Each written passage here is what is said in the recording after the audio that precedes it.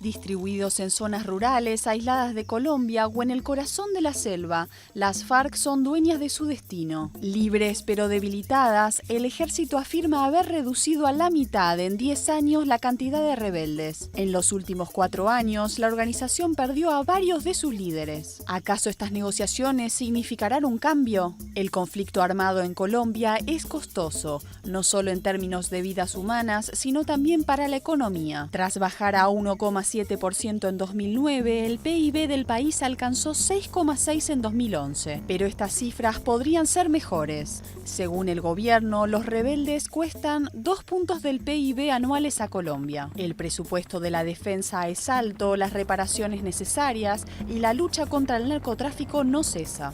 Al destruir los cultivos, el gobierno frenó la producción de coca con la que se elabora la cocaína. Los cultivos de coca se redujeron a la mitad, pero aún representan unas 48.000 hectáreas. Las actividades criminales representarían en Colombia 8.000 millones de dólares, es decir, 4 veces las exportaciones de café del país.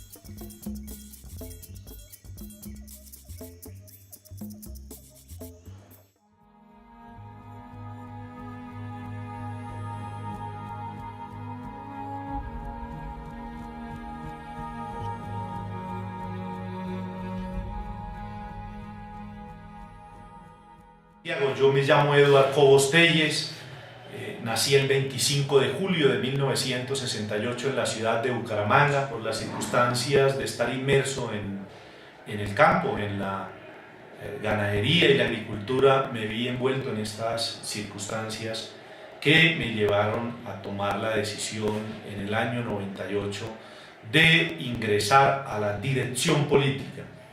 Mi función fue en la dirección política nacional de las extintas autodefensas campesinas de Córdoba y Urabá. Después de un episodio lamentable que viví en carne propia, yo fui secuestrado el 24 de agosto del año 95 por las FARC, por el Frente 37 de las FARC. Me llevó a conocer a Carlos Castaño y en el 98 tomo la decisión de ingresar como jefe político e ideólogo de las extintas autodefensas, las AUC.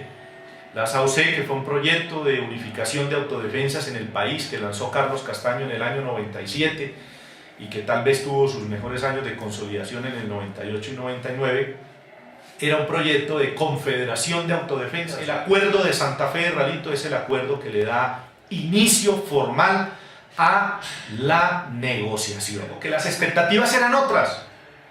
Nosotros en el momento del inicio de la negociación seguíamos pensando que esta negociación nos iba a llevar a un escenario distinto.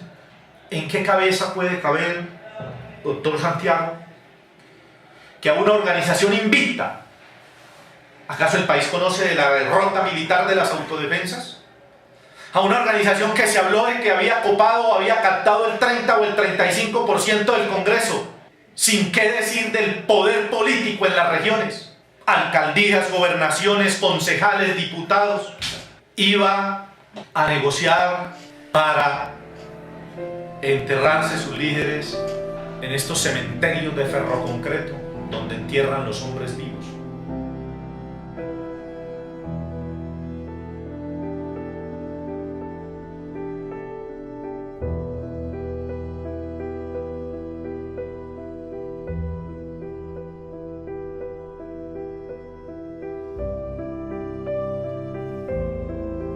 Primera propuesta o proyecto de ley para buscar una salida hablaba, si mal no recuerdo, de un máximo de 3 años que son excarcelables. Luego ahí no iba a haber cárcel. De penas punitivas en colonias agrícolas para los responsables de los delitos de lesa humanidad. Pero se planteaba también la posibilidad de la no muerte política. Cuando se promulgó la ley 975 de 2005, doctor Santiago, el 60% de las estructuras armadas ya nos habíamos desmovilizado. ¿Quiere que le comente cuál fue la última estructura que se desmovilizó antes de la promulgación de la ley? El 14 de julio del 2005, en el corregimiento de San Pablo del municipio de María la Baja, Bolívar, en el caserío Uso María. Fue precisamente la estructura que, como miembro representante y comandante general, desmovilicé e hice la dejación de las armas, el bloque Montes de María, 11 días antes de la promulgación de la ley, los 71. Una de las alternativas que se buscó para la salida de más de 25.000 hombres por el delito base era entonces el de poder tipificar o calificar el delito de concierto como un delito simple. En ese momento permitía. Por lo menos teníamos un primer problema solucionado, que era el problema de la inmensa mayoría, que era el del delito base. Al considerarse como sedicioso, al tipificarse como sedicioso, quedaba como delito político, lo que nos llevaba a decir que no menos del 80%, si no es el 90%, 25.000 hombres, si no son más, tenían su situación jurídica arreglada.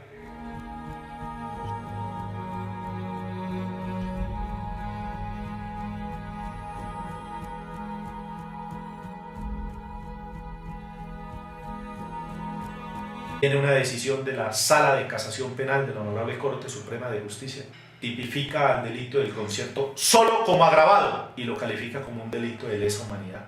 Pero esa decisión volvió a dejar más de 25.000 hombres. Ahí sí, sin ninguna alternativa distinta a venir a pagar por lo menos 7 años o 7 años y medio de concierto. Mire la dificultad.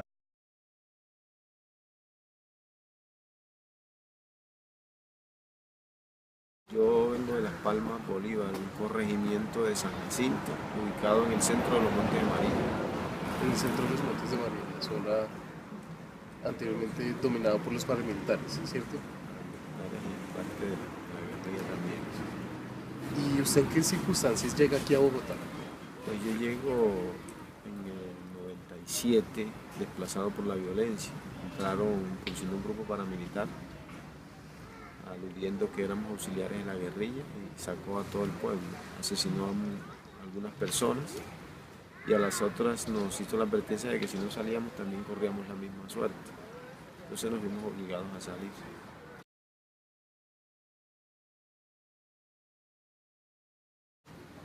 Pues la unidad de víctima, en el mismo marco de la ley, la 1448, nos tiene que indemnizar, pues ya ha indemnizado a algunas personas, nos va a indemnizar, nos va a dar la ayuda humanitaria. Hay también la construcción de viviendas, la reconstrucción del pueblo, pero eso de la construcción de viviendas tiene que esperar, porque restitución de tierra tiene que esperar que los jueces fallen, entonces sí entrar a utilizar el lote a través de unos subsidios que ya están listos a través del Banco Agrario, subsidios rurales que llaman, a través del Banco Agrario, y en compañía con el municipio y la gobernación. Ya hace 15 años estamos desplazados, pero ahorita estamos en un proceso de retorno, precisamente con la unidad de víctimas, que nos está acompañando. Entonces, estamos en el proceso de retorno. Incluso el 10 de diciembre se está gestando un retorno masivo, comillas, porque no son todos, pero sí alrededor de unas 80 familias para retornar a Las Palmas, a la comunidad de Las Palmas.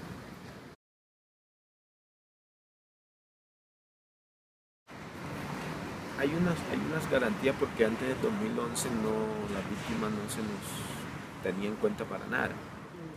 A partir de que salió la ley de víctimas, 1448 en el 2011, se nos ha mirado un poco a las víctimas, pero reparación como tal, no, garantías totales, no, nunca.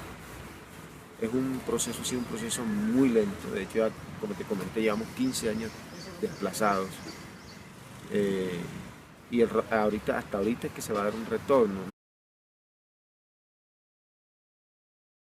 Más que todo un retorno muy voluntario, que las personas quieren volver porque la situación económica aquí en la ciudad, por ejemplo en Bogotá, de aquí estamos planilladas por ahí unas 25 familias para retornar. Ha sido muy difícil. Cada día sobrevivir en Bogotá para nosotros ha sido muy complicado, porque la cuestión del trabajo, los sueldos que se pagan, no son mucho en comparación con los arriendos que se están cobrando ya en todas partes. Entonces ha sido muy difícil sobrevivir aquí, entonces nos queremos ir ya.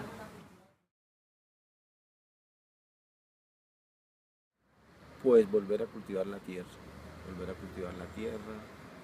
De hecho, hay tierras, no sufrimos despojo de tierra como tal, que llegó un tercero o un segundo y se las cogió, no. Hay tierras, aunque el campesino siempre necesita tierra, ¿no? Pero es lo que queremos hacer, otra vez volver a cultivar la tierra a través de algunos proyectos productivos que esperamos que el Estado nos ayude con eso y vivir tranquilos otra vez como estábamos hace 15 años.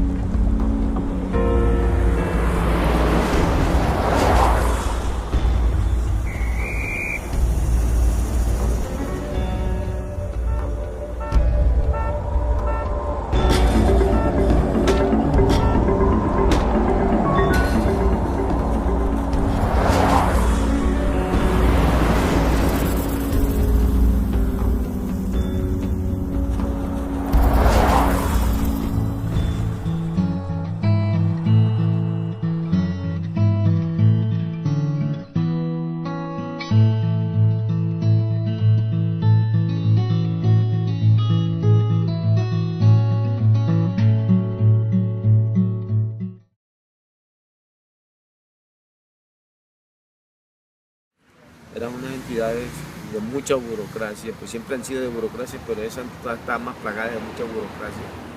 Y la ayuda no fue ninguna. La ayuda no fue ninguna. Nosotros, la comunidad de nosotros, la comunidad de Las Palmas, la ventaja que tuvimos es que llegamos aquí y habían paisanos acá, que trabajaban acá, y nos acogieron. Y nosotros nunca nos atuvimos al Estado. A la ayuda del Estado en eso que era muy poca. Al principio me acuerdo yo cuando llegamos a Suba, nos dieron unas colchonetas y ahí para de contar. Entonces nosotros más bien optamos por buscar trabajo y empezamos a trabajar porque veníamos mucho con familia. Si uno habla del perdón en todo el englobado de la palabra, sería una reparación a las víctimas, pero una verdadera reparación. Que de pronto no se van a dar las condiciones que teníamos, perfecto, pero que al menos uno se sienta satisfecho. El daño que tú me has podido causar está ahí, o sea, no está aquí, está en mi condición de vida, yo pude hacer algo diferente, ¿sí? Entonces de pronto el perdón ahí con una reparación. Las víctimas no se han reparado. La no repetición de los asuntos, que es lo que más queremos, y volver a nuestra tierra y estar allá. Así sea empezando de cero, pero estar tranquilos, sin sobresaltos, con la idea segura de que no van a volver a pasar los hechos, no van a llegar los actores armados otra vez a querernos quitar la tierra, el pedacito que teníamos que pensábamos que era nuestro. Eso básicamente. Y lo otro, lo de las penas. Que me parece a mí que pues, mucha gente se quedó por ahí relajada con el Estado que le puso hay un sueldo de X cantidad, no sé por cuánto tiempo. Y que mientras a las víctimas no se nos ha dado esa garantía. Me parece ser que en este país se le considera más al victimario que a la víctima. Alguien decía que era mejor negocio ser ser victimario de delito.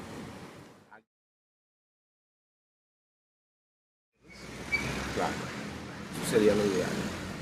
Eso sería lo ideal, pero que se haga con todas las leyes. Y que haya un compromiso serio de parte y parte. Es que se garantice la no repetición de los delitos. Eso sería lo único. Y que no solamente los cabecillas de la guerrilla se comprometan, sino que sea todo el cuerpo, que quede todo ahí. Pero uno sabe que mucha gente después no están de acuerdo, entonces lo que se abre por allá más su grupo y empiezan otra vez a delinquir. Ojalá pudiéramos decir que ningún hombre volvió a reciclarse en el conflicto. Lo cierto es que el fracaso de la reinserción es la que ha llevado a que estos muchachos, sin ninguna opción distinta a lo único que saben en la vida, que es disparar un arma, terminaran siendo la mano de obra calificada para estas nuevas expresiones violentas.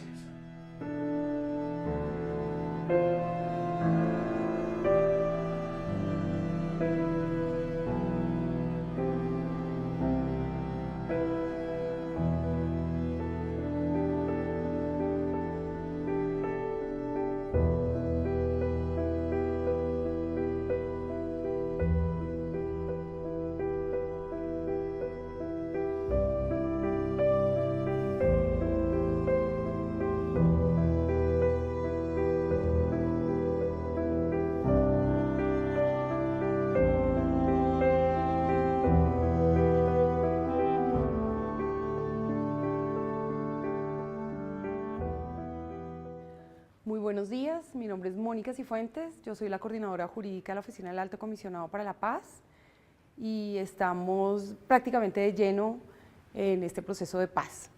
Sabemos que están estudiando un poco cuáles van a ser los instrumentos jurídicos que se van a aplicar en el momento de la desmovilización de las guerrillas y quiero contarles primero que esta es una apuesta a la seguridad jurídica. Y una apuesta a la seguridad jurídica, ¿por qué? Porque con las desmovilizaciones de los paramilitares lo que nos pasó fue que no logramos darle la suficiente seguridad jurídica que garantizara de una u otra forma un contexto, un escenario seguro para que pudieran conducir con éxito su reintegración. Entonces miremos rápidamente cuál es ese marco jurídico que se aplicó y cuál es la apuesta en este momento. Uno, como ustedes saben, la ley base de las desmovilizaciones o de los procesos de paz es la ley 418 del 97. La ley 418 del 97 ha surtido una serie de modificaciones, pero la más importante y para efectos de la desmovilización de los paramilitares fue la ley 782 de 2002. Esa ley 782 de 2002 hizo dos cosas básicas. La primera, que le quitó el contenido político a la organización armada ilegal con la que se estaba negociando, y la segunda, que le dio las características a esa organización con la que se negocia del Protocolo 2 de Ginebra, es decir, que tuviera un mando responsable,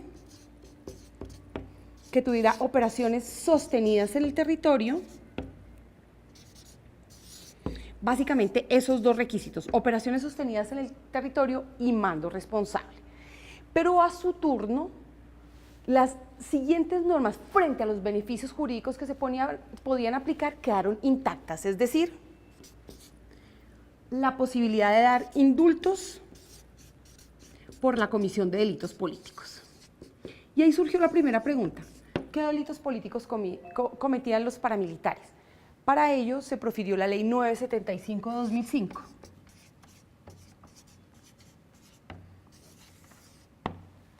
En una apuesta para la investigación de todos aquellos que no tuvieran el delito netamente de sedición, sino que concurrieran al proceso a responder por los delitos más graves.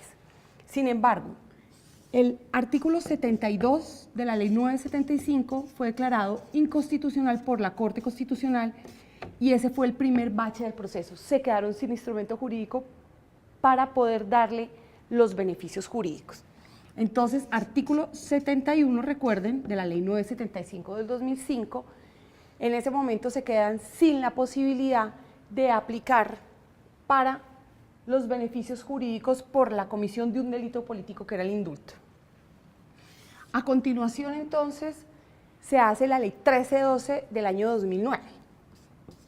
La Ley 1312 del año 2009 lo que pretendía era, en el numeral 18, poderles dar una cosa que se llama en derecho penal principio de oportunidad. Es decir, que el Estado renunciaba a la acción penal condicionado a que estas personas cumplieran unos requisitos determinados, que eran desmovilizarse, estar en un proceso de reintegración y, en la medida de sus posibilidades, poder reparar a las víctimas. Sin embargo, esta norma también fue declarada inconstitucional. La Corte Constitucional en su momento consideró que esos instrumentos de la justicia ordinaria no podían aplicarse a la justicia transicional. Vino entonces la tercera ley, que fue la 1424 del año 2010. Y esta es la primera apuesta en una simbiosis de lo que es lo alternativo, la justicia alternativa, en una combinación con la justicia ordinaria. Serían procesados todos los rasos, en ese momento 19.000 paramilitares, 19.900 más o menos paramilitares de los 30.000 que se habían desmovilizado, que habían quedado sin beneficio jurídico. La apuesta entonces era la 1424, en virtud de la cual, en una conjugación de instrumentos transicionales con ordinarios, o sea, un proceso penal ordinario mediante el cual confiesan la comisión del delito base, que ya no era entonces un delito político de sedición, sino un delito común de concierto para delinquir agravado. De concierto para delinquir agravado podían obtener un beneficio que no es otra cosa distinta a no ir a la cárcel, siempre y cuando se les suspende entonces la medida de aseguramiento o la condena, siempre y cuando cumplan con unas condiciones puntuales y específicas, que es comparecer al Centro de Memoria Histórica con el fin de dar información relevante para el esclarecimiento de los hechos o para el esclarecimiento del fenómeno paramilitar. Entonces, señores, lo que se hicieron fue una cantidad de intentos que finalmente terminaron en la Ley 1424, es decir, los desmovilizados paramilitares fueron desmovilizados como actores políticos o como cometiendo delitos concretos de un delito político de sedición, y finalmente fueron todos condenados en la justicia ordinaria por concierto para delinquir agravado con una posibilidad de suspensión. La apuesta de este proceso es una apuesta a la seguridad jurídica.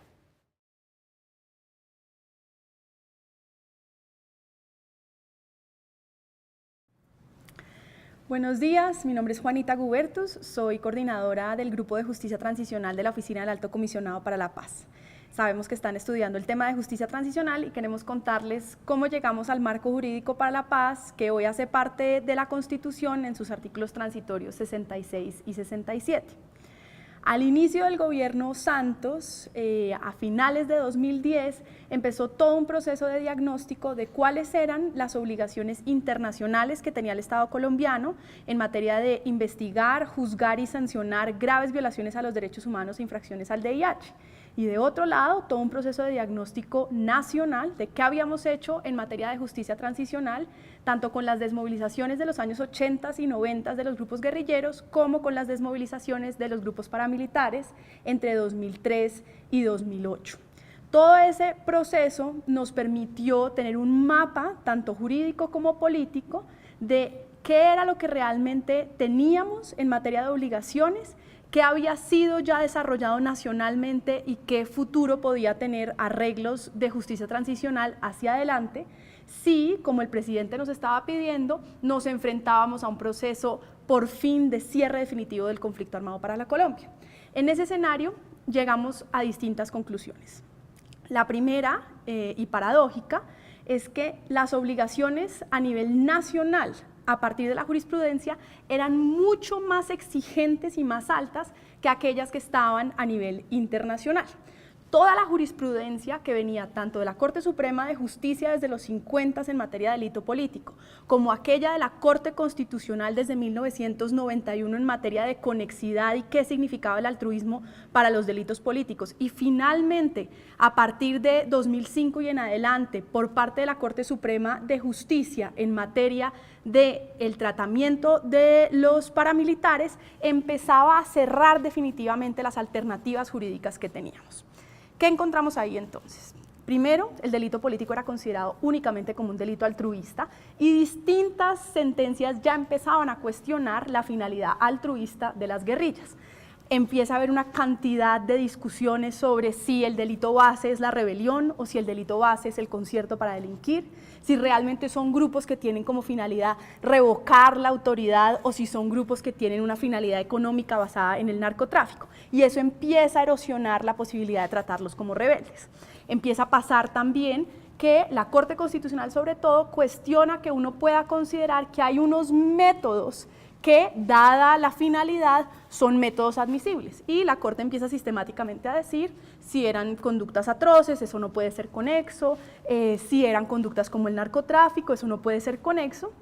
Incluso en una sentencia muy controversial del 97, la Corte Constitucional llega a decir que ni siquiera el homicidio en combate ni las lesiones en combate podrían ser medios lícitos para el cumplimiento de los fines. De ahí que el delito político empieza a carecer de sentido y empieza a cerrarse definitivamente ese espacio. El escenario más radical, como les decía al inicio, es que para 2008 la Corte Suprema de Justicia, revisando casos relacionados con los paramilitares, llega a la conclusión que si uno pertenece a un grupo cuyos fines públicos incluyen la comisión de crímenes de lesa humanidad y yo hago parte de ese grupo de manera voluntaria, estoy por tanto incursa en un crimen de lesa humanidad que la Corte Suprema de Justicia considera el crimen de lesa humanidad de concierto para delinquir con fines de lesa humanidad. Y entonces empieza a considerar que hay que perseguir penalmente a todas y cada una de las personas que hayan sido miembro de un grupo armado al margen de la ley. Esta jurisprudencia para 2010 ya, digamos, tiene como su máximo esplendor cuando la Corte Constitucional tumba el principio de oportunidad para los desmovilizados rasos de los paramilitares, ordenando entonces que la única solución sea que independientemente del nivel de responsabilidad que tenía la persona dentro de la organización, incluso si era simplemente una persona que fungía como un soldado raso dentro de la organización, tiene que ser perseguido penalmente. Y la consecuencia entonces es la ley 1424 de 2010, en donde se toma la decisión de que si las personas se comprometen a firmar un acuerdo de contribución a la verdad, puede entonces suspenderse la orden de captura o luego suspenderse la ejecución de la pena, pero tiene en todo caso que haber un proceso penal. Entonces, si se dan cuenta, un escenario jurídico nacional muy centrado en la persecución penal de todas las personas independientemente de su nivel de participación en los hechos. Del otro lado, mucha insatisfacción por parte de las víctimas, incluso en Justicia y Paz, a pesar de que es un proceso donde tiene que haber contribución a la verdad, donde tiene que haber contribución a la reparación, las víctimas muy enfáticamente diciendo qué está pasando, no se estaban persiguiendo a los máximos responsables. Recuerden que la primera sentencia de Justicia y Paz es la sentencia del Loro, disculpen, que es por falsedad documental y en contra de una persona que es un mando medio. Entonces, muchas críticas sobre por qué no se están persiguiendo los hechos más graves, por qué no se está develando las políticas y sistemas de comisión de estos delitos y, por supuesto, en materia de reparación, enormes críticas sobre la falta de entrega de bienes por parte de los grupos paramilitares y del otro lado, pues porque muy rápidamente la primera sentencia que se refiere al incidente de reparaciones en ese entonces Mampuján termina tomándose para el 0.4% de las víctimas más del 50% de los bienes con vocación reparadora del fondo.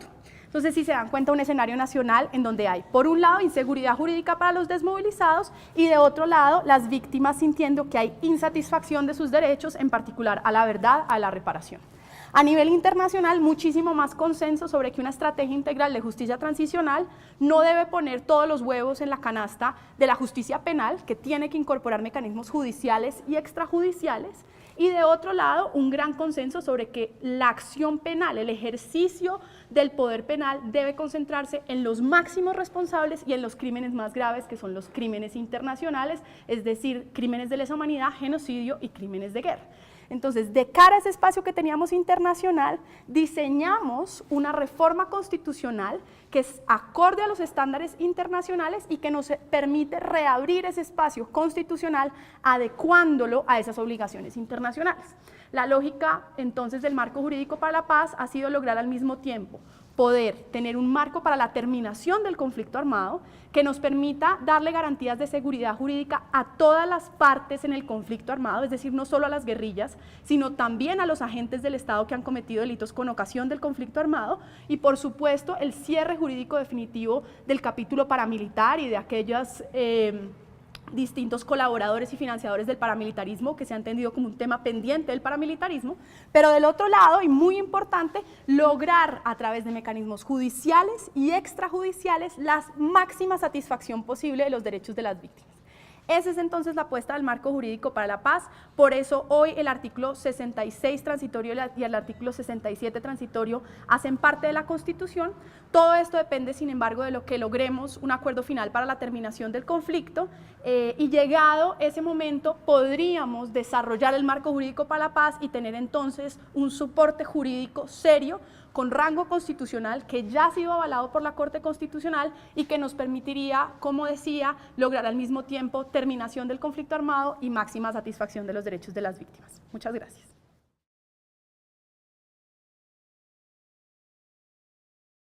Muy buenos días, mi nombre es Hugo Peñafort, soy asesor jurídico de la Oficina del Alto Comisionado para la Paz y en este breve tiempo quiero hablarles sobre la evolución política y jurídica que culminó en el Acto Legislativo 01 de 2012, también conocido como Marco Jurídico para la Paz.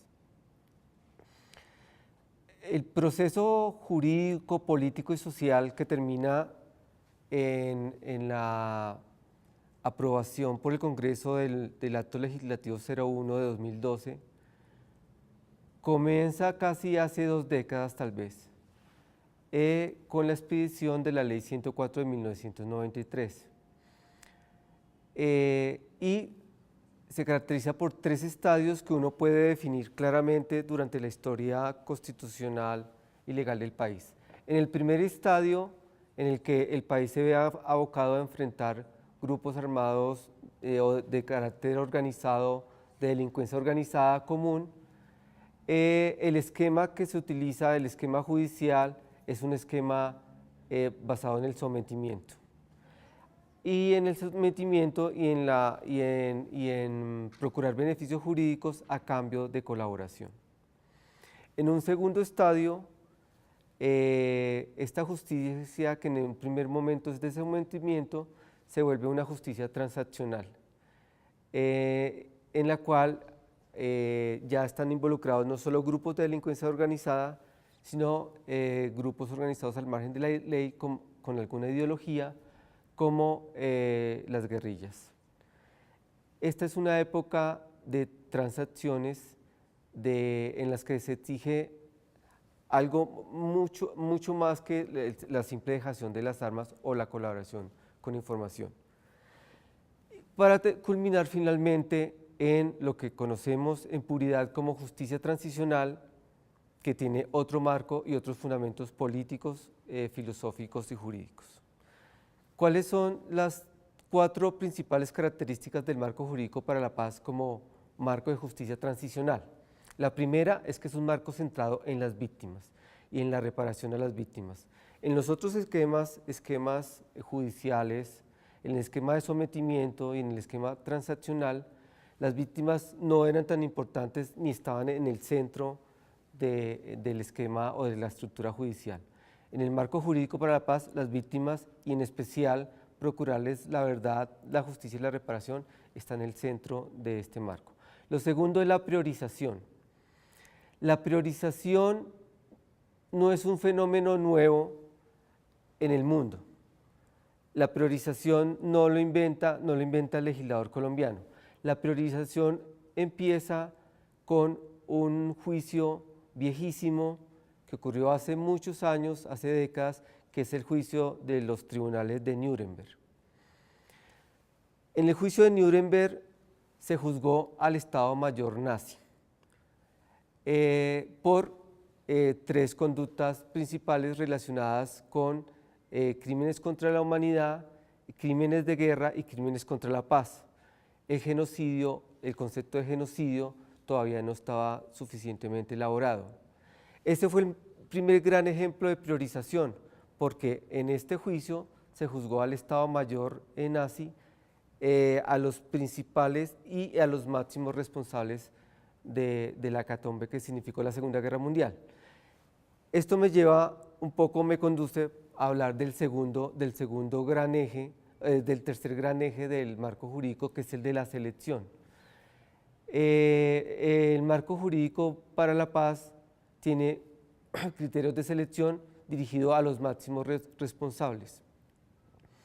¿Cómo determinar cuáles van a ser los máximos responsables? Va a ser objeto de una ley estatutaria, pero en el mundo ya existen, digamos, algunos criterios elaborados sobre esto. Y esos criterios de imputación para establecer los máximos responsables no pertenecen al derecho penal ordinario ni al derecho procesal ordinario. También es un derecho especial elaborado a través de los tribunales internacionales y en especial de los tribunales internacionales ad hoc, que abandona la imputación de tipo causalista por otro tipo de imputación basada en lo que modernamente se conoce como funcionalismo, que no es objeto no puede ser objeto de esta charla. Esos son los principales criterios que, digamos, están en el fondo, en el sustrato filosófico y político del marco jurídico para la paz. Muchas gracias.